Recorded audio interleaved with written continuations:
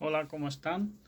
Bienvenidos una vez más a mi canal que es sobre química orgánica.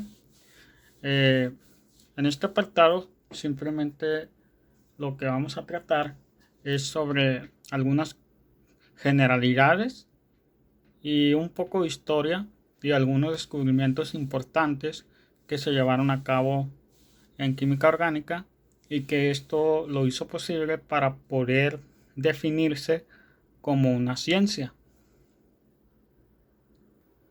Bueno, esta es la primera unidad, que es lo primero que serán unos cursos de introducción en la química orgánica, que se habla principalmente del desarrollo histórico y los campos de aplicación de la química orgánica, que son los orígenes, la importancia de la química orgánica y las diferencias entre los compuestos orgánicos e inorgánicos, que es algo muy importante a tener en cuenta.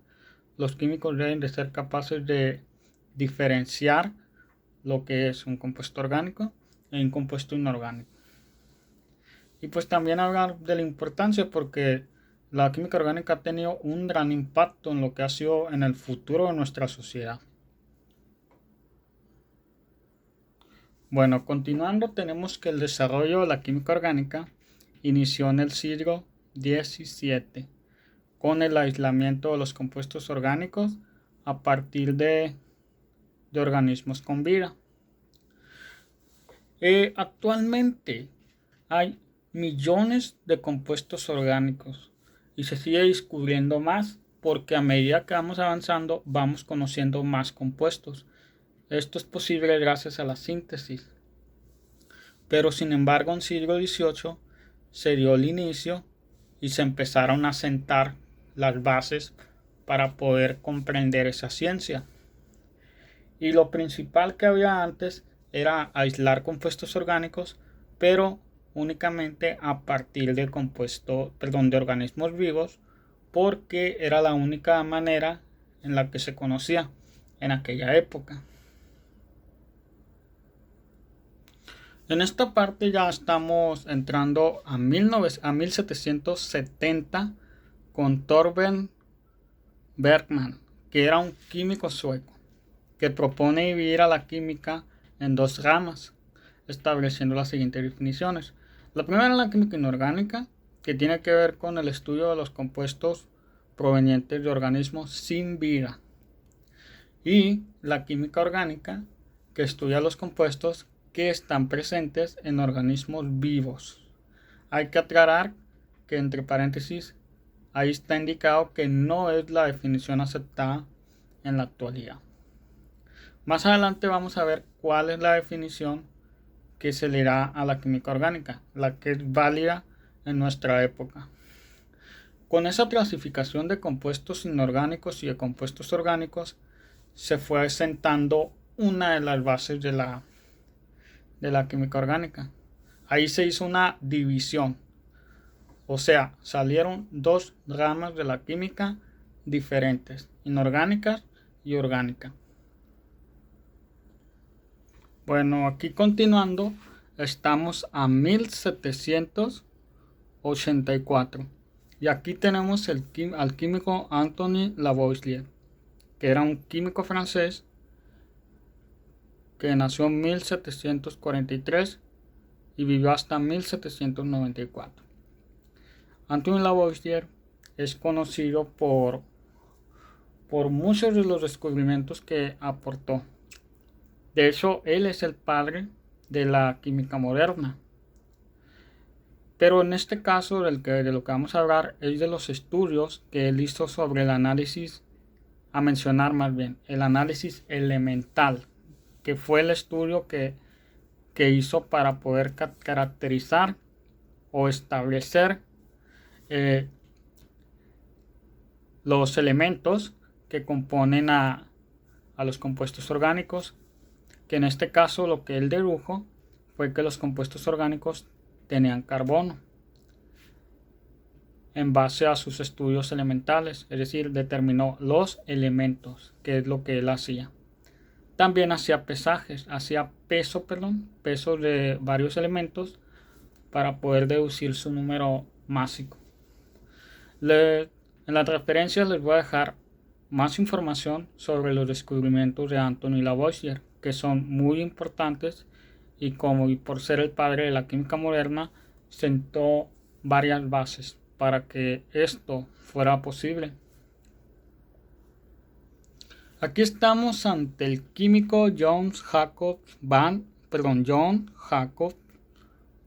Berzelius, que era un químico sueco. Nació en 1779 hasta 1848. Lo que él hizo es que propuso que los compuestos orgánicos están constituidos por pocos elementos, incluyendo carbono e hidrógeno.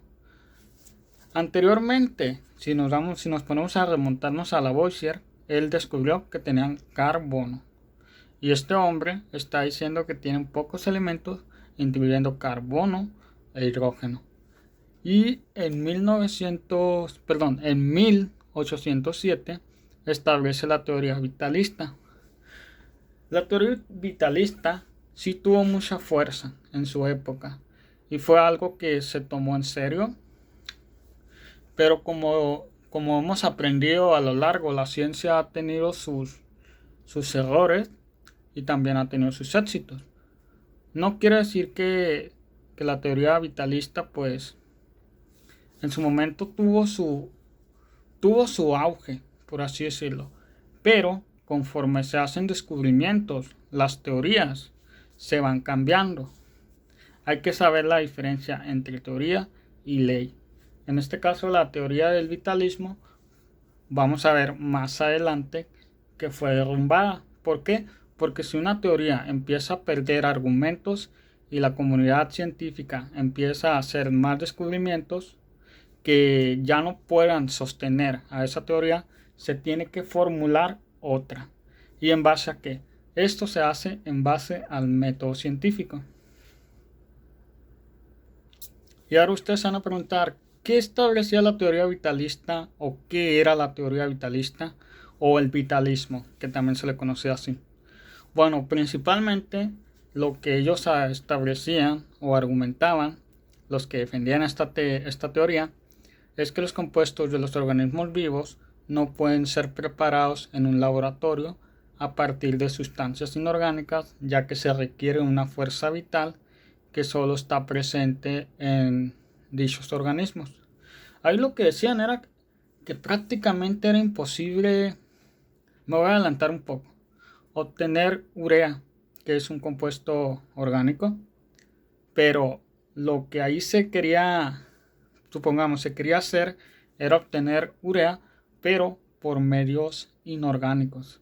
Pero esta teoría nos decía que no era posible. ¿Y dónde puedo encontrar urea? Pues si nos ponemos a recordar un poquito lo que es el metabolismo, sabemos que excretamos urea gracias al ciclo del nitrógeno. Por eso es que encontramos urea en orina. Y nosotros somos organismos vivos, producimos orina y en esa orina eliminamos urea. Pero el vitalismo sostenía que no se puede obtener urea a partir de otros medios más que simplemente orina. Por así poner un ejemplo y contexto. Pero pues más adelante vamos a explicar cómo fue que se derrumbó la teoría del vitalismo.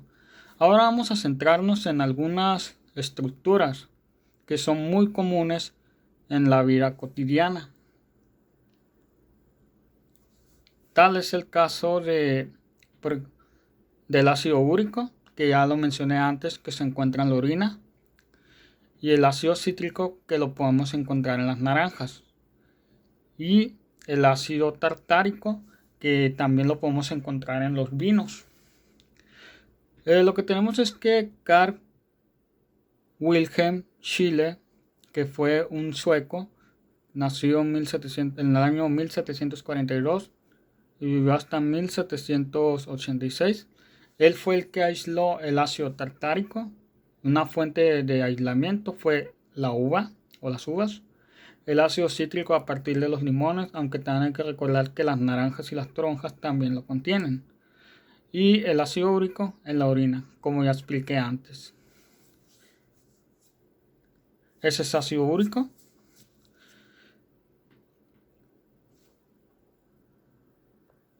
Vamos a mencionar otros descubrimientos que fue en 1805, que fue Friedrich Wöhler Sertimer, que era alemán, nació en el año 1783 y vivió hasta 1841, que fue el que aisló la morfina a partir de un extracto de opio. También se los voy a dejar en las referencias para que ustedes puedan buscar más sobre el trabajo de este científico alemán. Como ustedes saben, el opio es una droga, pero en ese entonces pues solamente se conocía se descubrió una manera de hacer extracciones. Y aquí abajito tenemos la estructura del opio. Ahí se dan cuenta de la versatilidad y una propiedad que les voy a adelantar es la concatenación, es decir, la capacidad que tiene el carbono de poder unirse consigo mismo y poder formar estructuras cada vez más complejas, como es el caso del extracto de opio que es la morfina. Ok, también tenemos que en 1815 Michel Chevreul, que era un francés que nació en 1766 y vivió hasta 1889, él fue el que aisló a partir de una muestra de tejido animal un material cristalino conocido actualmente como colesterol. Si recordamos nuestras clases de bioquímica, nosotros podemos sintetizar el colesterol. No tenemos la necesidad de obtenerlo de fuentes exógenas. Ahora les presento que en 1820, que fue Pierre J. Pelletier, que era un francés que nació en 1788 hasta 1842, y Joseph Campbell-Tow, que también era un francés, nació en 1795 y vivió hasta 1877. Lo que hicieron estos dos científicos fue que aislaron un material que actualmente se conoce como estricinina. La estricinina es un material que tiene varios usos, que también se los voy a dejar en la bibliografía por si ustedes quieren saber más. Como les dije antes, este apartado va a ser sobre descubrimientos y para que nos demos una idea de lo vasto que puede llegar a ser la química orgánica. Y en esa estructura se explica otra vez las propiedades que tiene el carbono, que es la de concatenación, que es la que más resalta. Ahora sí viene lo chido, como dicen, ¿no? Ahora vamos a ver del derrocamiento de la teoría vitalista. Es decir, cómo es que fue derrotada. O cómo es que la idea se fue desechando poco a poco. Aunque hay que aclarar que cuando hay una nueva teoría, no toda la comunidad científica está dispuesta a aceptarla a la primera, ya que a veces piden más pruebas o simplemente desean conocer un poco más a fondo. Qué sé yo, no es una fácil resignación. Bueno, ya volviendo a la teoría, al derrocamiento de la teoría vitalista, tenemos que Friedrich Wöhler, que fue un químico alemán, que nació en el año 1800 y vivió hasta 1882. Lo que él hizo es que preparó urea, que es un compuesto inorgánico que ya les había mencionado, a partir de un compuesto orgánico, a partir de un compuesto inorgánico, iniciando el derrocamiento de esta teoría, que era el vitalismo. Ustedes saben que el cianato de amonio es una sal. Si se fijan ahí, les voy a adelantar un poco lo que es una sal cuaternaria. Ahí está. Ese es el cianato de amonio, que son unos cristales transparentes e incoloros. ¿Qué es lo que pasó ahí? Lo que pasó ahí es que se aplicó calor. Este descubrimiento se los voy a dejar en la bibliografía para que ustedes comprueben que fue Unos dicen que fue accidental porque el químico se quedó dormido y dejó la muestra de urea, y al calentarse la muestra de cianato de amonio, y al calentarse se convirtió en urea, que es lo que excretamos en la orina. Ahí, ¿qué fue lo que hizo él? Lo que él hizo es que demostró que efectivamente es posible obtener compuestos orgánicos a partir de precursores inorgánicos, vamos a decirlo así. Y con eso él demostró que no era necesario ninguna fuerza vital o algún otro intermediario. Pero como les dije al principio, no toda la comunidad científica aceptó el descubrimiento de una manera, digamos, positiva, porque hubo algunos que decían que a lo mejor el químico contaminó la muestra al tocar el cianato de amonio, y que sus manos pues tienen fuerza vital y simplemente se las transfirió al cianato de amonio, lo cual ya sabemos que no es cierto. Esto se puede comprobar en el laboratorio y ya lo hemos visto. Entonces, por eso fue derrotada la teoría vitalista. Les voy a adelantar otro concepto que se llama reordenamiento. Ahí lo que pasó es reordenamiento, es decir, se reordenaron los átomos. Vean bien la estructura. ¿Ustedes ven algún átomo de más o ven algún átomo de menos? Vamos a ver la ecuación, por así decirlo.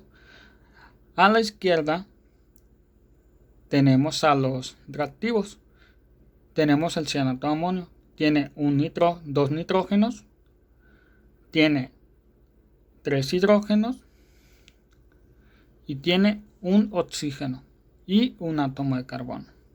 Si se fijan, es un compuesto iónico porque tiene cargas positivas y cargas negativas. Se unen por interacción iónica y es una sal. Y el siguiente, a la derecha, tenemos a la urea, que es un compuesto orgánico. El átomo central es el carbono. No se ve ahí porque es una representación de esqueleto o forma de zigzag. Ahí tenemos carbono unido a un doble enlace con oxígeno y unido con 2 enlaces sencillos a 2 grupos amino, es decir, NH2. Vean cuántos nitrógenos hay en la urea: 2. ¿Cuántos carbonos hay? 1. ¿Cuántos oxígenos hay? 1. ¿Cuántos hidrógenos hay? 4. ¿Y cuánto había allá? Lo mismo. Si sacamos la cuenta nos va a dar igual el balanceo.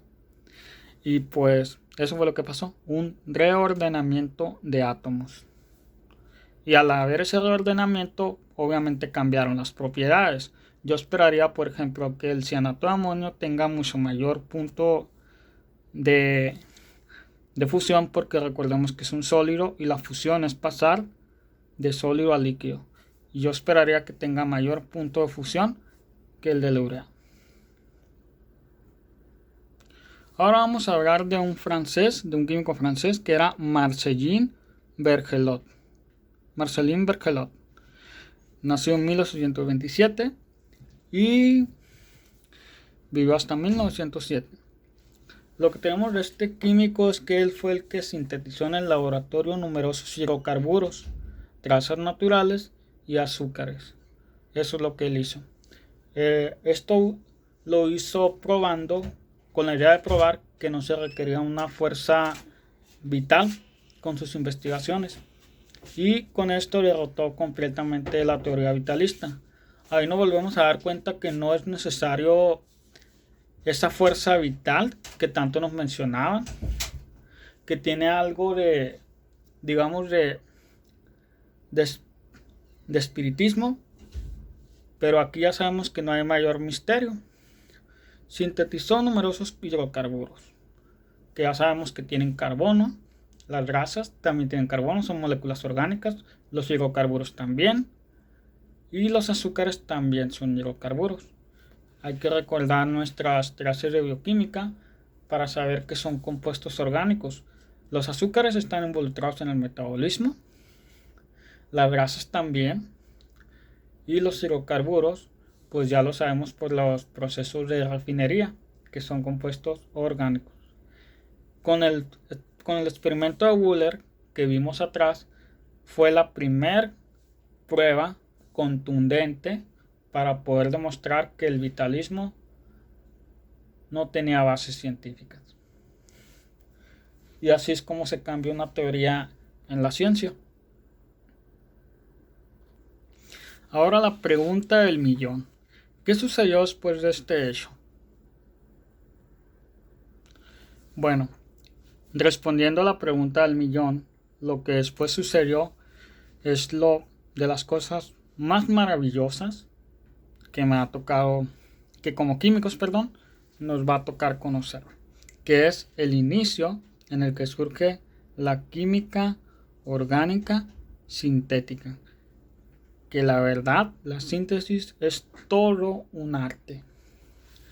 Lo que tenemos es que Hermann Kolbe, que era un alemán, nació en 1818 y vivió hasta 1884, preparó etano, que es un hidrocarburo. ¿Por qué? Porque solamente tiene carbono e hidrógeno.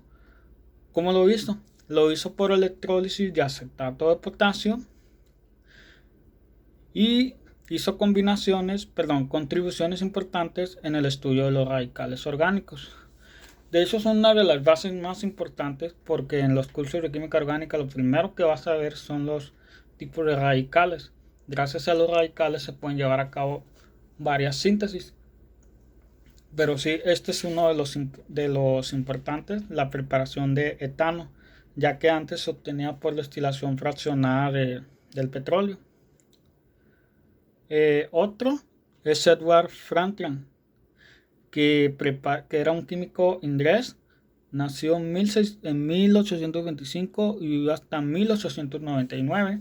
Lo que él hizo fue preparar butano, que es otro hidrocarburo, a partir del yodoetano y zinc, y llevó a cabo estudios en ácidos carboxílicos, nitrilos y compuestos organometálicos. Es decir, con todos estos dos primeros avances, aparte de Wöhler, nos podemos dar cuenta del mundo de posibilidades que tenemos ante este tipo de síntesis, que es lo que hizo este hombre, una nueva síntesis a partir de un haloalcano, que en este caso era el yodoetano, y zinc, que es una reacción que vamos a estudiar posteriormente. Y pues llevó a cabo muchos estudios.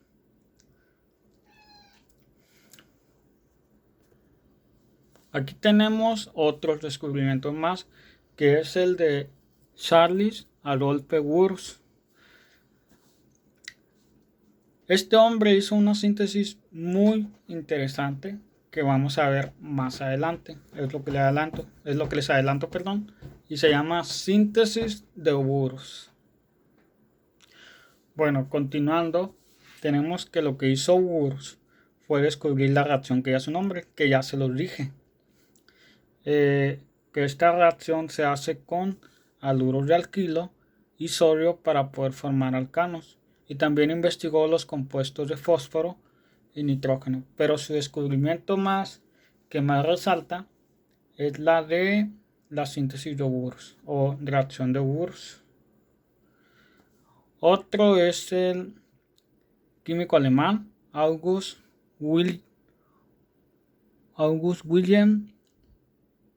von Hofmann. Nació en 1818 y vivió hasta 1892. Lo que hizo este químico es que descubrió un método general para la preparación de aminas y también aisló benceno y anilina del alquitrán de hulla. Acuérdense que el alquitrán de hulla es una fracción de la destilación de las torres, que se obtiene en la destilación de torres petroleras, el alquitrán de hulla, y fue uno de los creadores de la industria de los colorantes de la anilina. De hecho, los colorantes también fueron uno de los descubrimientos más resaltantes, que fueron una de las principales aplicaciones que tuvo. pero no se conocía todavía más a como se tiene en estos momentos. Continuando con las aportaciones del desarrollo de la química orgánica, tenemos que Butlerov introduce el término de estructura química en 1861. Wichelhaus introduce la idea de la valencia en 1868. Y Jacobs Van Hoff, que nació en 1852 y vivió hasta 1911, y Joseph Level, que era francés, nació en 1847 y vivió hasta 1930, deducen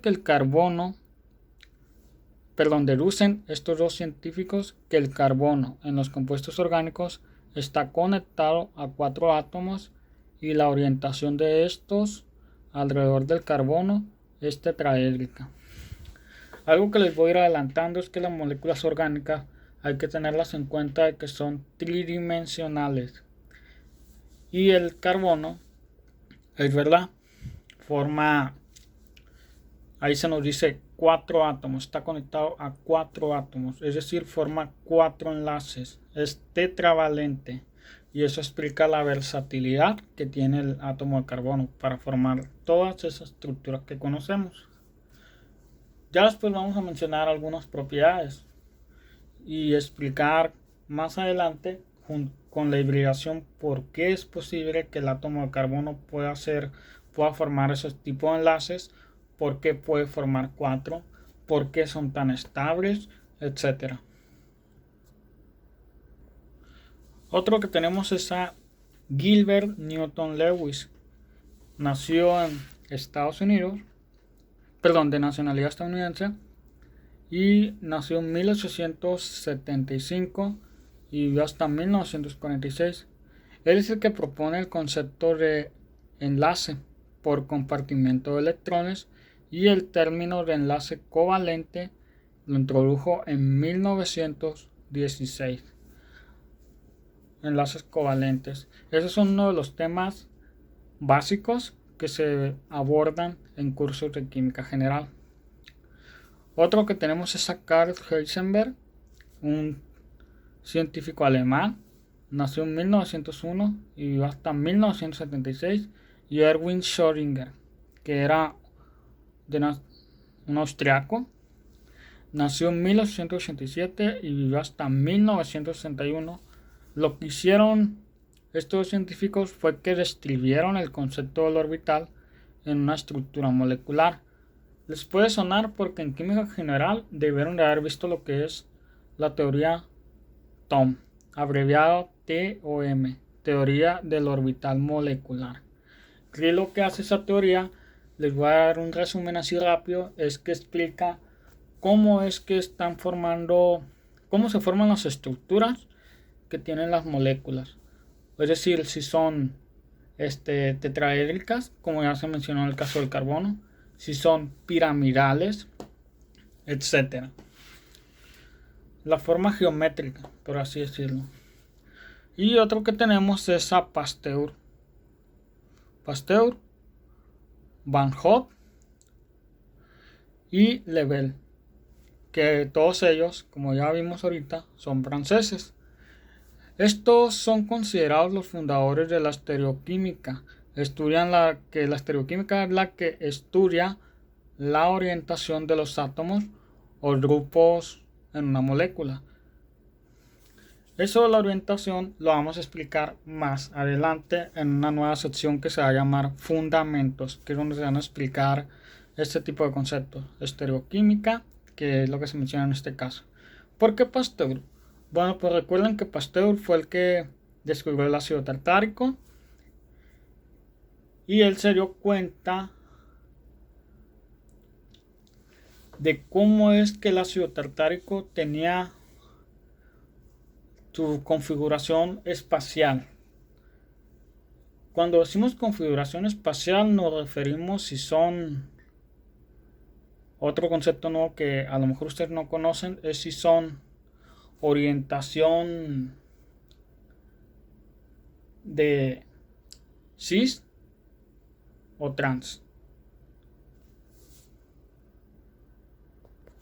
Bueno, el caso de orientación espacial también lo vamos a ver en la sección de fundamentos, que es parte de estereoquímica.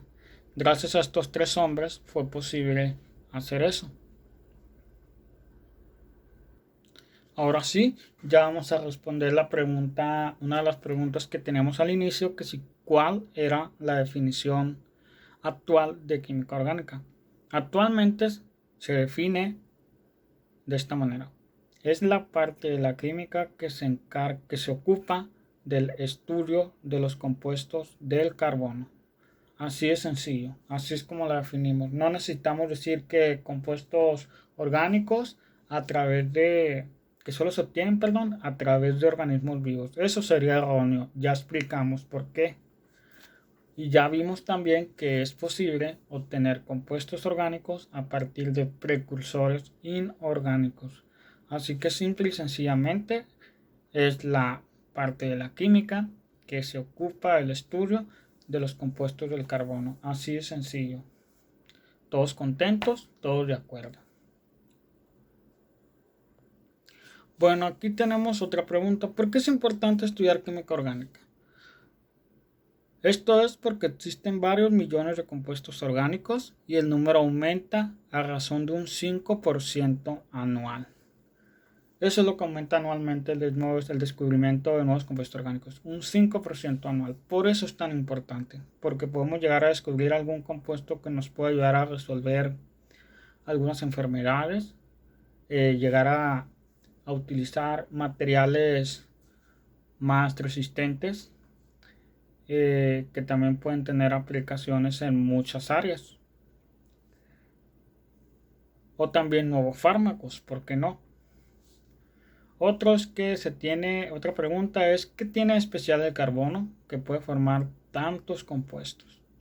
La respuesta es que forma enlaces covalentes fuertes consigo mismo, y este es el fenómeno de concatenación que ya les adelanté unos minutos atrás del video, y es que lo hace también con otros elementos, especialmente hidrógeno, nitrógeno, oxígeno, azufre.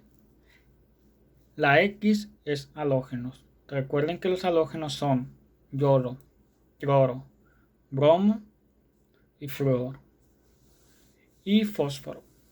Fósforo no es halógeno, sino que es parte de la familia del oxígeno. Bueno, ustedes saben que las moléculas orgánicas, recordando otra vez un poco bioquímica, tienen la característica CHOMS. ¿Qué quiere decir eso? Carbono, hidrógeno, nitrógeno, oxígeno y fósforo. Eso tienen las moléculas orgánicas en la materia viva. Cabe aclarar. Como ya les he dicho, les voy a dejar los links de los descubrimientos por si ustedes quieren saber más.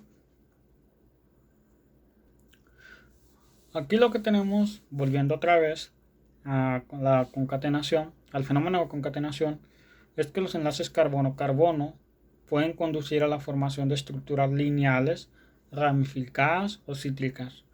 Ahí en el inciso A, esa es una estructura lineal, es una cadena continua. La que está en el inciso B es una cadena ramificada. Y lo que está en el inciso C es un anillo. Aquí les quiero señalar, esta es una cadena ramificada porque este es la ramificación que está fuera de la cadena. Eso lo vamos a ver cuando veamos nomenclatura de alcanos. Y esta pues es una estructura cíclica. Si se fijan, aquí se está respetando los 4 enlaces del carbono. Aquí tenemos 1, 2, 3, 4. ¿Se fijan? 1, 2, 3, 4. 1, 2, 3, 4. 4 enlaces, ¿se fijan? Se sigue respetando esa particularidad.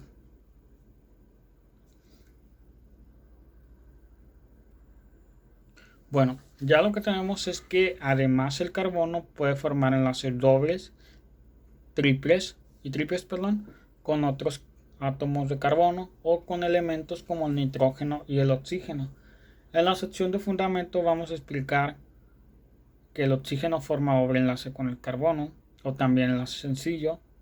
Y también vamos a explicar que el nitrógeno es capaz de formar triples enlaces o dobles enlaces o enlaces sencillos. Cuando digo triples enlaces, pueden ser los cianatos, triples enlaces.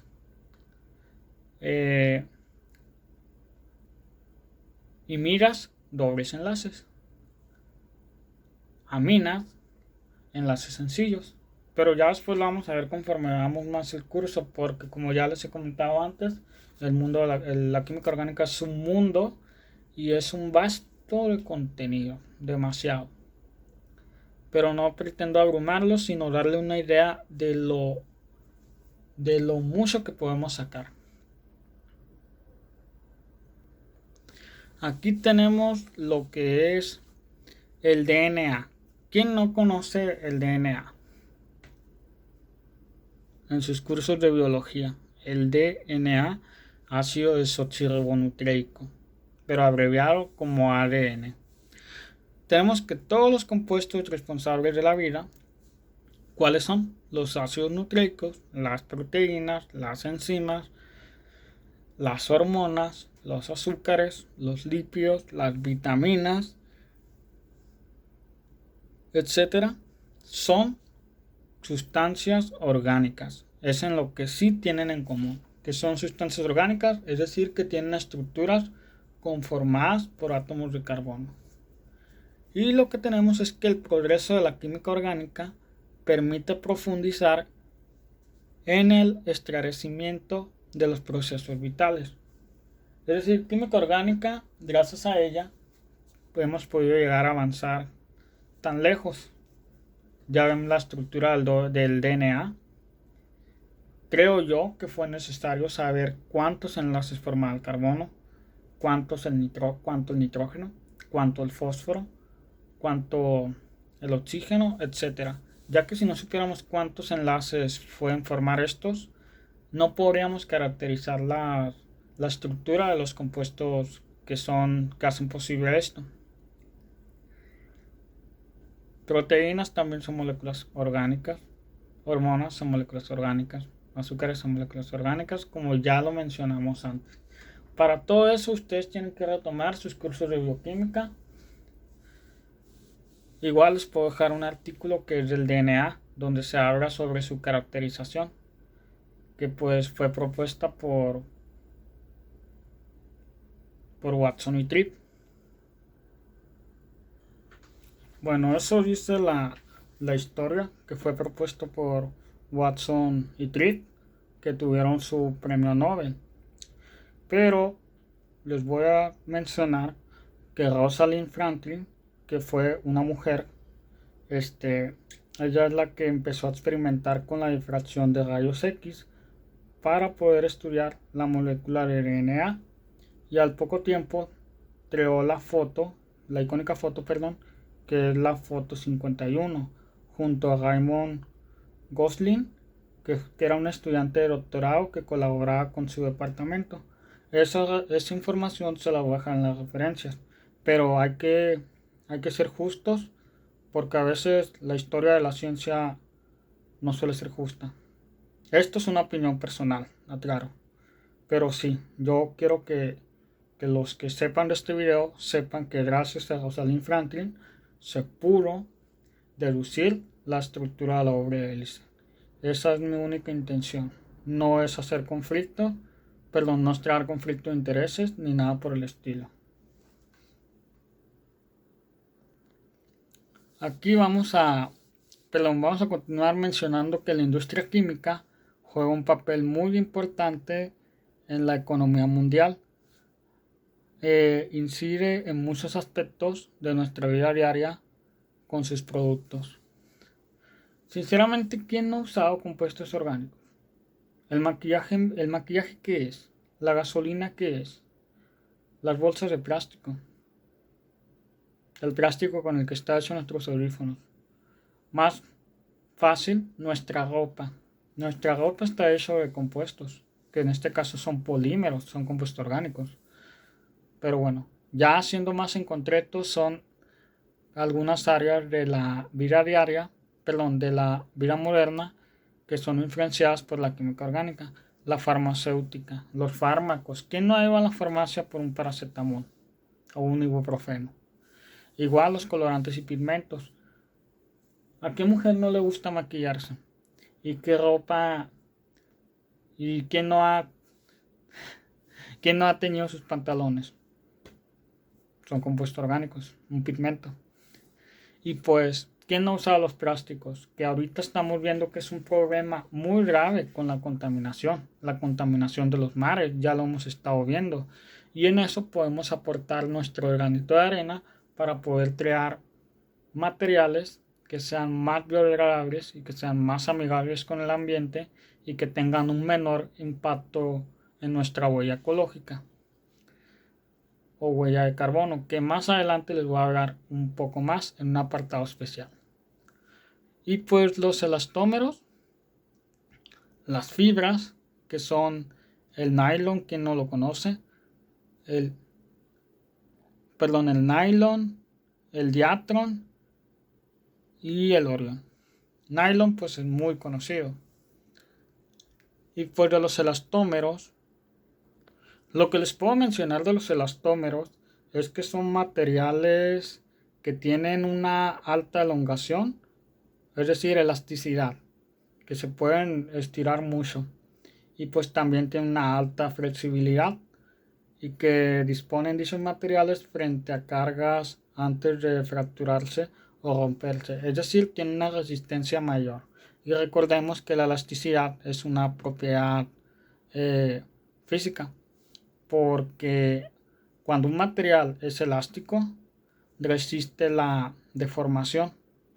Tú le aplicas una fuerza y esa fuerza va a provocar un movimiento y ese movimiento va a provocar que el elástico no esté en su forma original. Pero una vez que tú quitas la fuerza, vuelve a la forma original. Eso es un elástico. Que también les puedo dejar algunos ejemplos en la descripción, no se preocupen.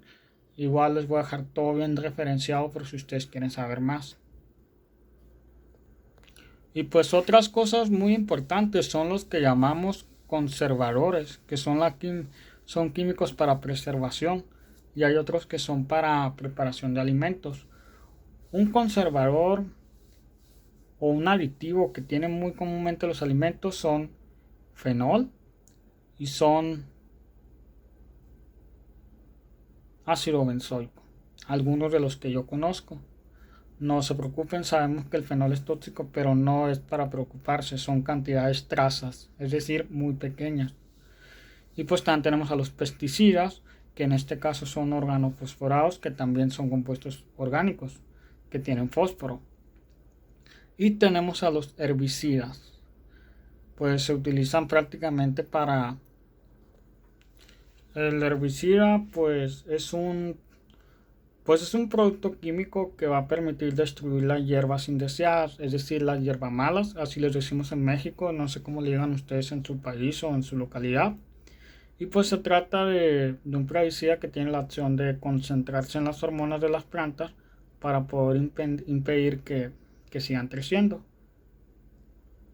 Y pues hay selectivos y no selectivos, aunque esta información ya está de más, simplemente con saber que los herbicidas nada más evitan lo que es las hierbas malas o hierbas indeseables en nuestros jardines, etcétera.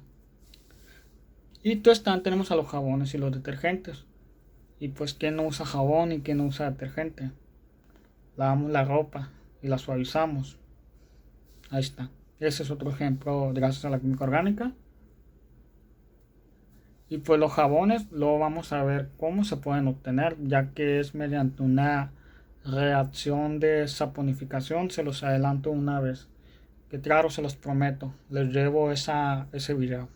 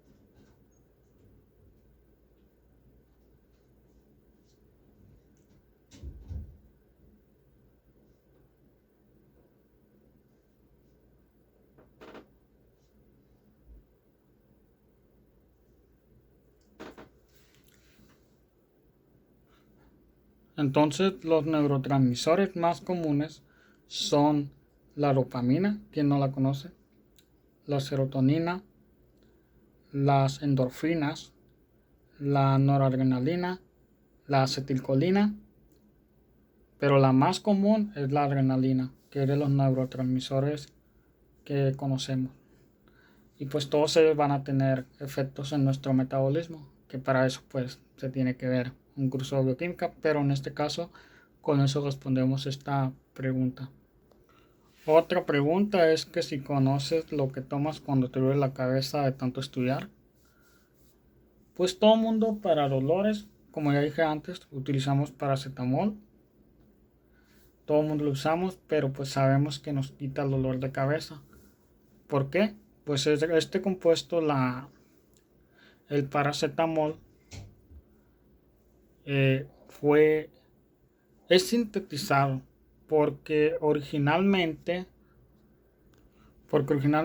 en 1893 el paracetamol fue encontrado en la orina de personas que habían ingerido fenacetina y fue aislado como un compuesto blanco y cristalino de sabor amargo. Y pues ya después, ahora actualmente, gracias a los avances de la síntesis orgánica, como les dije antes, es todo un arte. Ahora, ¿cómo lo preparamos? Pues podemos utilizar anhídrido acético con para-aminofenol. Y pues esta reacción nos va a dar lo que es el paracetamol, que químicamente fue identificado como un metabolito de la acetanilira. Y pues este descubrimiento al principio fue ampliamente ignorado, pero como les digo, la ciencia va avanzando y al final de cuentas vamos encontrando maneras de obtener un compuesto. Otra pregunta es, ¿tienes un amigo o conocido que haya sido tratado por cáncer? En mi caso no, pero puede que tú sí. Pero eso también te puedes plantear preguntas de que gracias a la química orgánica hay tratamientos como quimioterapias y demás. Y pues también otra pregunta es si no te ha recetado tu médico un antibiótico últimamente. Claro, al recetarse antibióticos son compuestos orgánicos, pero lo que tiene los antibióticos son estructuras más complejas y hay varias clases de antibióticos y cada antibiótico va a actuar de diferente manera sobre diferentes componentes de la pared celular de las bacterias. En este video quiero dejar en claro que el antibiótico solo va a funcionar contra las bacterias. Antibiótico no va a funcionar contra virus. Desde ahorita se los digo. Y ya les dije el por qué. Porque la bacteria tiene pared celular y el virus no. El virus tiene una bicapa lipídica o puede ser un virus desnudo, que quiere decir que no está recubierto ni de proteína ni de nada. ¿Fumas? Pues las personas que fuman pues ya sabrán que tiene alquitrán, tiene antraceno y demás compuestos orgánicos que pues son nocivos para nuestra salud. Y pues en eso nos puede ayudar la química orgánica para saber el mecanismo de la enfermedad o crear algún posible medicamento que pueda ayudarnos con la adicción. La nicotina es un compuesto orgánico que es el principal aditivo, que es el que hace que las personas fumadoras no puedan dejar de fumar. Si quieren saber algo más sobre el cigarro y su composición química, me lo pueden decir en los comentarios. Otro es que si has escuchado el uso de acidotimidina, hasta yo me equivoco, acidotimidina, que se abrevia AZT, que es para el tratamiento de SIDA. Les voy a hablar muy vagamente porque es poco lo que sé sobre la acidoburina, que también se le conoce así. Es que fue el primer medicamento antirretroviral porque acuérdense que el SIDA es una enfermedad causada por un virus, que es el VIH, virus de la inmunodeficiencia humana adquirida. SIDA, acuérdense que es otra cosa, que es síndrome de inmunodeficiencia adquirida. Y pues lo que tiene es que es costoso y tiene varios efectos adversos en los pacientes, como es el caso de las náuseas, vómitos, problemas sanguíneos, que es la anemia, la neutropenia y la micopatía, que es debilidad muscular. Si quieren saber algo más al respecto, se los voy a dejar en los comentarios, ya que como les digo, es poco lo que sé este antirretroviral y para eso se tiene que seguir haciendo más investigaciones. Ahí ya estamos viendo una diferencia muy marcada: antibiótico, bacterias, y antirretrovirales, pues virus. Continuando con las cuestiones, tenemos aquí, ¿han escuchado hablar sobre el teflón o has escuchado hablar del teflón? Pues el teflón es un material que es un polímero que se encuentra en los sartenes con los que guisas huevos o carne, etc. Eso lo podemos apartar en una sección de polímeros o química en polímeros. Acuérdense que este canal va a estar dividido en varias secciones. Bueno, otra es, ¿conoces de qué está hecha tu ropa y la de la mayoría de las cosas que te rodean y te proporcionan confort? Ya lo mencionamos. Los zapatos son hechos con plásticos, pues que es que son compuestos orgánicos, que en este caso son polímeros, porque la industria de los polímeros está teniendo un gran impacto en nuestra vida. Nuestras computadoras están hechas de plástico, que son polímeros. Las prótesis hechas de plásticas son polímeros, etcétera. Muchos materiales en nuestra vida han sido gracias a los polímeros. De no ser así, serían de otros materiales, de cuál no tengo idea. Pero eso es gracias a los polímeros.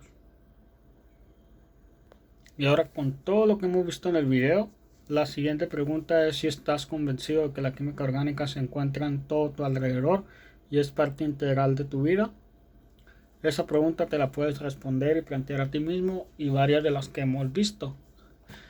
Pues aquí tenemos que, en resumen, esperamos que al llevar este curso, que es lo que va a ser este canal, un curso porque se van a ver varias cosas, es que sean capaces de comprender los conceptos y de aplicarlos.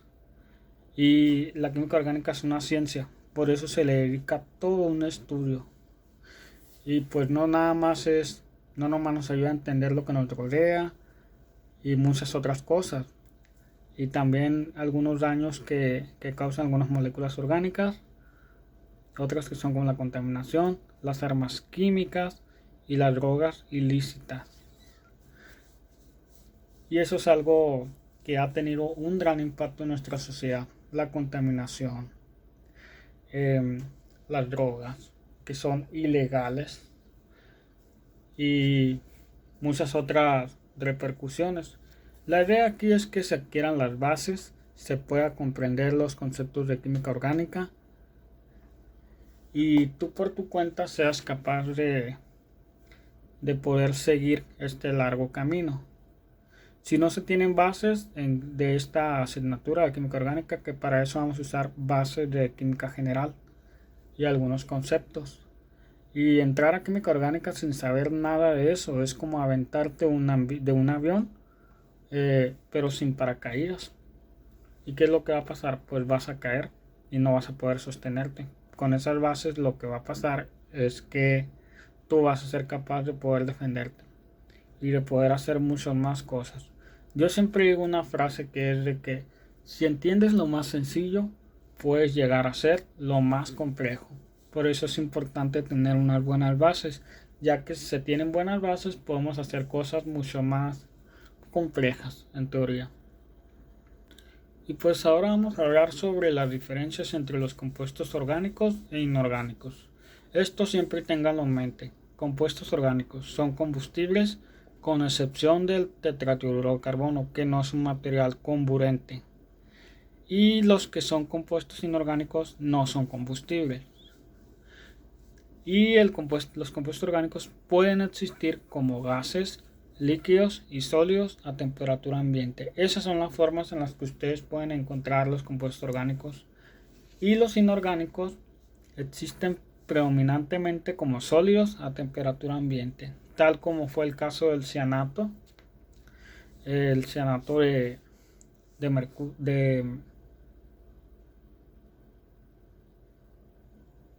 el cianato de no, perdón,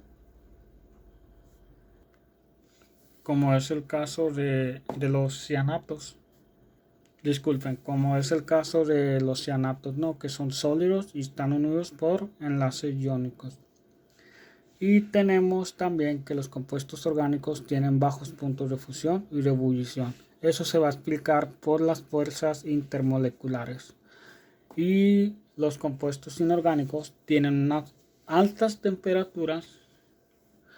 altos puntos de fusión y de ebullición. Grábense que fusión es pasar de sólido a líquido. Ebullición es pasar de líquido a gas. Un compuesto líquido ebulle para pasar a gas. Un compuesto sólido para pasar a líquido se tiene que fusionar.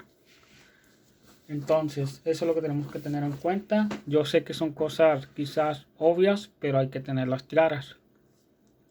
Y los compuestos orgánicos, con excepción de las sales, sus átomos se unen por enlaces covalentes.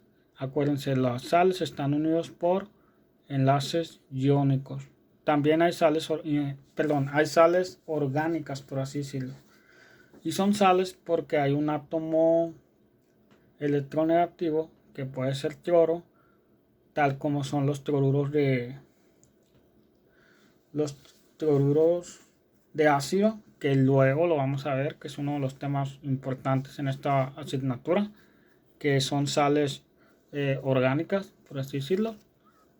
Y en el caso de los compuestos inorgánicos, tenemos que en la mayoría de ellos sus átomos se unen por enlaces iónicos, metal y no metal.